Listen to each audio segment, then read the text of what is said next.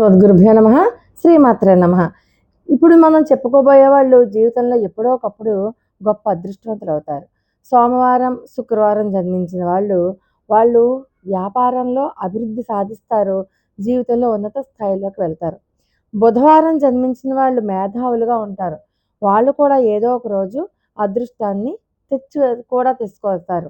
అలాగే నవగ్రహాలకు నిత్య పూజ చేసిన, నవగ్రహ ఆరాధన చేసిన, నవగ్రహ స్తోత్రం నిత్యము చదువుకున్న వాళ్ళు అష్టైశ్వర్యాలతో ఉంటారు. ఎందుకంటే గ్రహ బాధలన్నీ కూడా తొలగిపోతాయి కాబట్టి.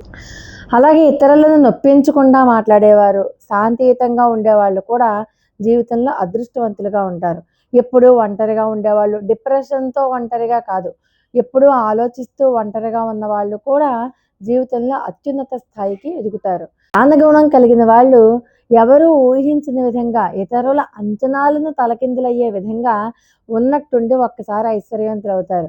శుచిగా, శుభ్రంగా, నీతిగా, నిజాయితీగా, ధార్మికంగా ఎవరైతే ఉంటారో వాళ్ళకి ఎప్పుడూ కూడా లక్ష్మీ కటాక్షం వాళ్ళతోనే ఉంటుంది అనడంలో ఎటువంటి సందేహం లేదు.